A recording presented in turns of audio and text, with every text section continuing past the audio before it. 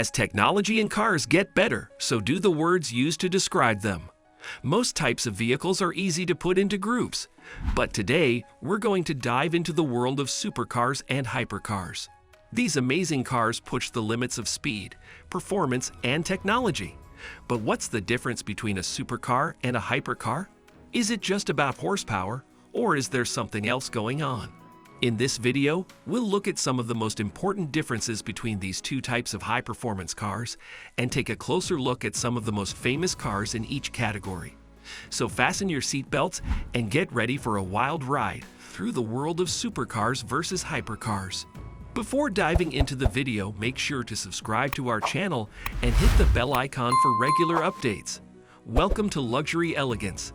Let's start with supercars. Supercars. Supercars are the top of the line when it comes to speed cars. They have a lot of horsepower, cost $1 million, and can do laps faster than even the best race cars from the past. The Times used the word supercar for the first time in 1920 to describe the Ensign 6, a 6.7-liter car with a lot of cool features. Today, the term is used to describe cars with the best technology, performance, and style in the car business. Most of the time, four things describe a supercar: performance, technology, design, and price. Even though they don't have to do well in all four areas, success is usually the most important measure. For example, the Corvette C7 has a great look, great lap times, and amazing features, but it is much cheaper than its competitors. This makes it a supercar. The McLaren looks great and can go from 0 to 60 in less than 3 seconds, but it doesn't have any special or cutting-edge technology. It's still a supercar though. On the other hand, the Ariel Atom V8, which has a simple style and simple technology, can beat most supercars on a track because it performs like a race car. So the low price and simple appearance of the Ariel Atom are made up for by how well it works. Pushing the boundaries from supercar to hypercar. To be called a hypercar, a car must meet all of the requirements for a supercar and also push the limits of speed, technology, and design. Hypercars are the pinnacle of engineering and design, with levels of speed and technology that have never been seen before. They are the strangest and most expensive cars in the world, with prices in the millions of dollars and driving experiences that can't be beaten. Even though supercars can be very different in price, style, and technology, they all have the same goal: to perform better than anything else on the road or track. Now let's take a look at hypercars.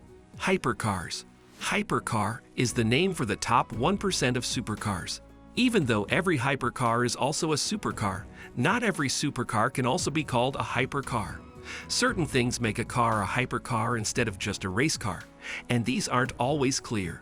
The Bugatti Chiron is a type of hypercar. It is a technological wonder with 1,500 horsepower that beats even the best supercars. It can't be beaten in terms of speed, and it is a clear example of a car that has changed what it means to be a supercar. The McLaren P1, the Ferrari LaFerrari, and the Porsche 918 are all other examples of hypercars. These cars have nearly 1,000 horsepower, the latest technology, and cost $1 million. They are the most advanced and best-looking cars ever made, and they push the edges of what can be done. These hypercars are the standard by which all other cars are judged, and they leave no room for compromise. Major differences. Let's look at some of the major differences between these two cars, hyper and super, and see who's the best. Number 1. Exclusivity.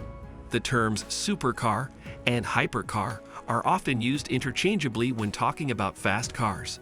But there is one big difference between the two. One is not like the other. Supercars are high-performance sports cars that are the best in terms of speed, handling, and total performance. Most of the time, they are made in small amounts, but a wider range of people can still buy them because their prices are usually between a few $100,000 and a few $1 million. On the other hand, hypercars are the strangest and most expensive cars in the world. Often, only a few or even just one of each model is made. They are made to push the limits of how fast, powerful, and well-built something can be. The Koenigsegg Jesko and the McLaren GTR are all kinds of hypercars. Hypercars have a high level of rarity because they are often hand-built with the most advanced and expensive materials available and are full of cutting-edge technology. Also, the people who make hypercars often put exclusivity ahead of cost, which means that only the richest people in the world can buy them. Number 2. Design. Supercars are often designed to be extremely quick, streamlined, and effective at slicing through the air. Because they are designed to be driven on public roads, they have features such as air vents, spoilers, and low ground clearance to improve their handling and reduce the amount of noise they produce.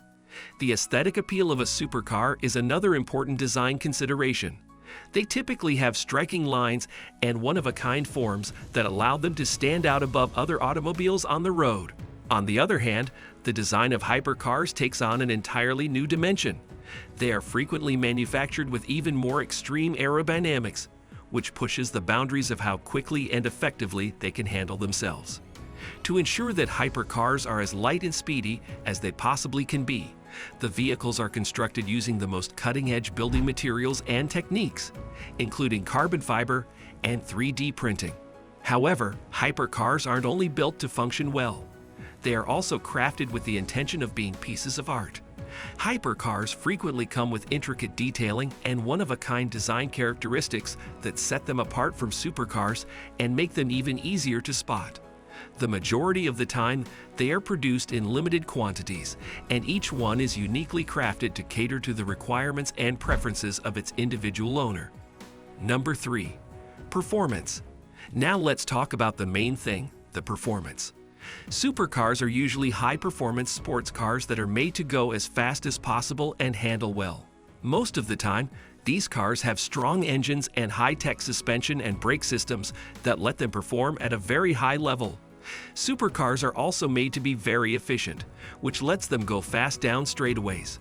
Hypercars, on the other hand, are a newer type of high-performance car that takes things even further.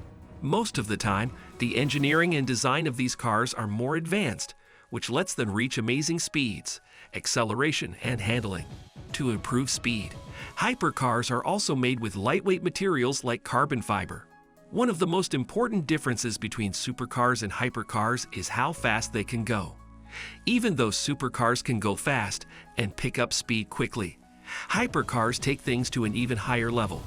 One of the most well-known hypercars in the world, the Bugatti Chiron, has a top speed of more than 300 miles per hour and can go from 0 to 60 miles per hour in less than 2.5 seconds.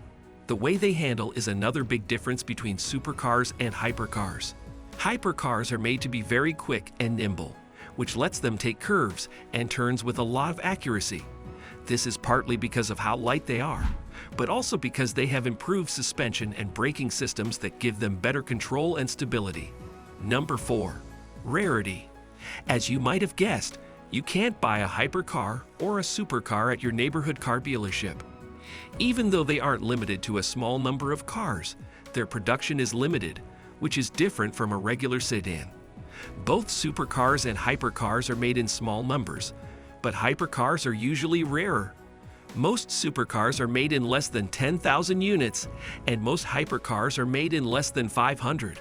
For example, Continental Autosports says that about 7,900 Ferrari California 2 supercars were made, but CarBuzz says that only 100 Pagani Huayra hypercars were ever made. And while it's hard to get a race car, it's even more difficult to get a hypercar. So that's all for today. Whether you're a car enthusiast or just appreciate high-end technology, both supercars and hypercars offer an exciting look into the future of automotive engineering. Give this video a big thumbs up and make sure to follow us for more amazing videos. Thank you.